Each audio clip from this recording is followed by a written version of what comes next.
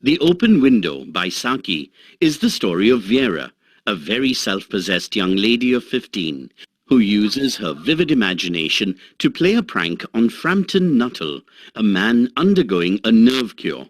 Her imagination also helps her explain his strange behavior to her aunt and uncle.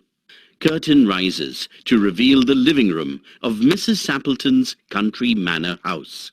Doors left and right. At centre back, a large French window standing open and giving a good view of the back lawn, sloping away to the river and open English countryside. Time: autumn evening, gathering twilight. Tea table in centre of room, with a couch on the left, two comfortable armchairs on the right.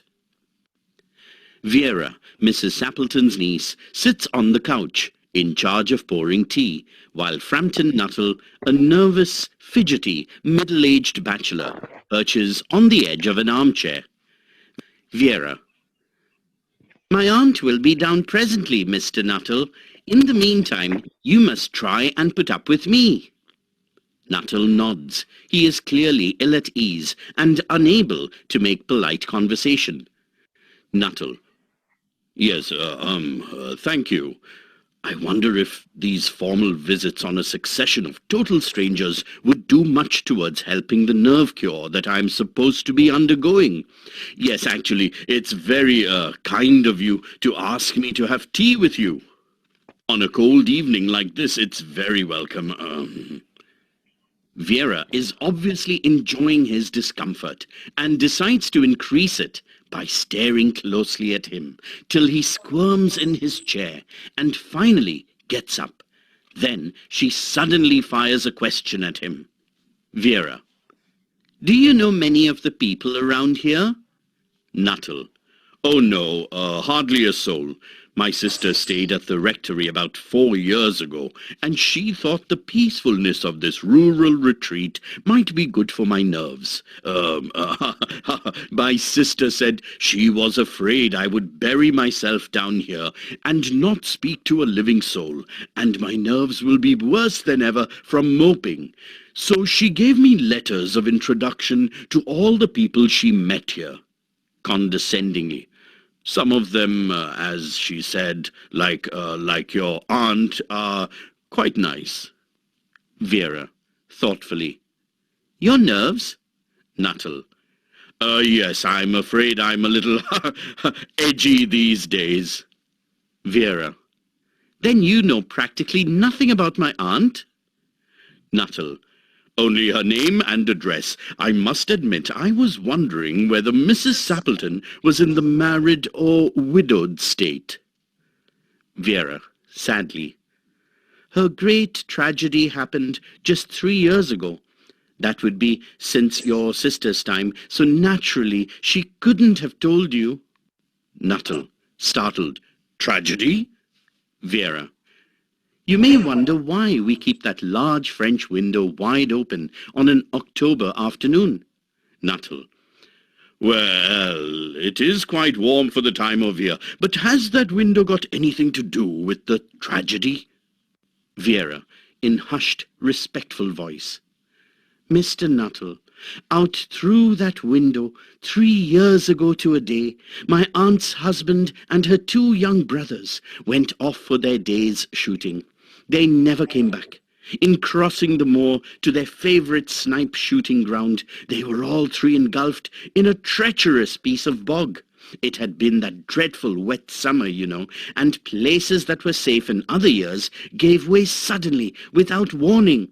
Their bodies were never recovered. That was the dreadful part of it." Nuttall, eyes popping, squeaky voice: "Ooh, how awful!" Vera: "Poor aunt always thinks that they will come back someday, they and the little brown spaniel that was lost with them, and walk in through that window just as they used to do. That is why the window is kept open every evening till it is quite dusk." Nuttall cannot speak, but sits gulping. Vera, almost tearfully: "Poor dear aunt. She has often told me how they went out, her husband with his white waterproof coat over his arm, and Ronnie, her youngest brother, singing, "Bertie, why do you bound?" as he always did to tease her, because she said it got on her nerves. Do you know, sometimes, on still, quiet evenings like this, I almost get a creepy feeling that they will all walk in through that window. She breaks off with a little shudder. Nuttall gulps again and glances nervously at the open French window. It is a palpable relief to him when the aunt, Mrs. Sappleton, bustles into the room with a whirl of apologies for being late in making her appearance. Mrs. Sappleton, cheerfully, "Good evening. You must be the gentleman who is Mrs. Cranfield's brother. Mr. Nuttall, is it? Your sister's written a lovely letter to me that you brought. Fancy her remembering us after 4 years." Nuttall, yes, recovering himself. "And you must be Mrs. Sappleton. Good evening." Mrs. Sappleton, "I hope Vera has been amusing you." Nuttall, weakly, at a complete loss what to say. "She has been very interesting." Mrs. Sappleton, "I hope you don't mind the open window," briskly. "You see, my husband and brothers will be home directly from shooting, and they always come in this way. They've been out for snipe in the marshes today, so they'll make a fine mess over my poor carpets. So like you menfolk, isn't it? Ha ha ha!" Nuttall, desperately, Yes, I don't do all that, actually. I've been kind of ill recently, almost a nervous breakdown of sorts." The Sappleton, casually, without interest, "Really?"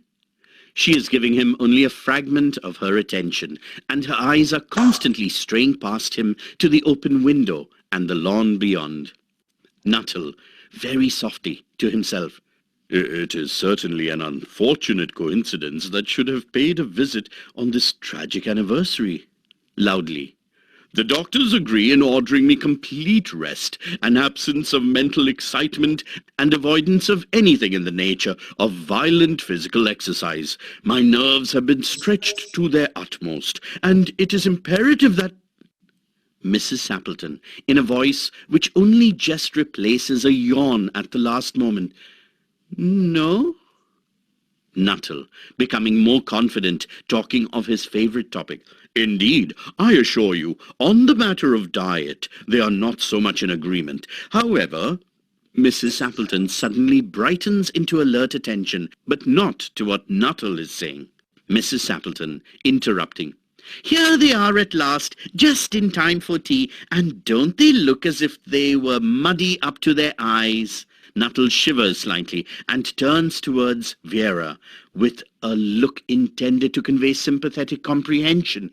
She is staring out through the open window with a dazed horror in her eyes, in a chill shock of nameless fear. Nuttall swings round in his seat and looks in the same direction. We see, as he does, that in the deepening twilight, 3 figures are walking across the lawn towards the window. They all carry guns under their arms, and one of them is additionally burdened with a white coat hung over his shoulders. A tired brown spaniel keeps close at their heels. Noiselessly, the 3 men come closer to the house, and then a coarse young voice is heard, chanting out of the dusk, "I said, Bertie, why do you bound?" With a cry of terror, Nuttall grabs wildly at his stick and hat and leaps out of the open window. We see him running and understand that after the hall door, the gravelled drive and the front gate are dimly noted stages in his headlong retreat. Angry shouts and fierce ringing of a bicycle bell suggest that a cyclist coming along the road had to run into the hedge to avoid imminent collision with Nuttall.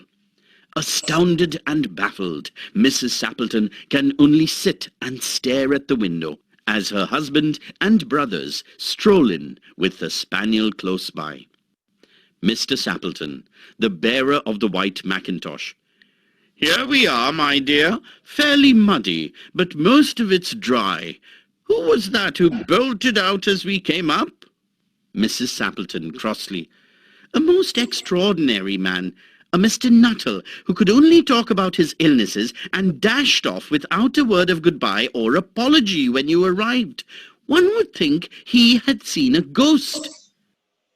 Mr. Sappleton and the two brothers, together. Most extraordinary. Astounding. Vera, calmly rising from the couch and coming forward to take Mr. Sappleton's coat. I expect it was the spaniel. He told me he had a horror of dogs. He was once hunted into a cemetery somewhere on the banks of the Ganges by a pack of pariah dogs and had to spend the night in a newly dug grave with the creatures snarling and grinning and foaming just above him, enough to make anyone lose their nerve. Mr. and Mrs. Sappleton and the two brothers, together. How horrible for him, how horrible. Poor man. Vera bends to pat the spaniel and comes forward to look directly at the audience. Vera, sweetly. You see, I have a wonderful imagination. Romance at short notice is my speciality. Lights fade slowly and curtain.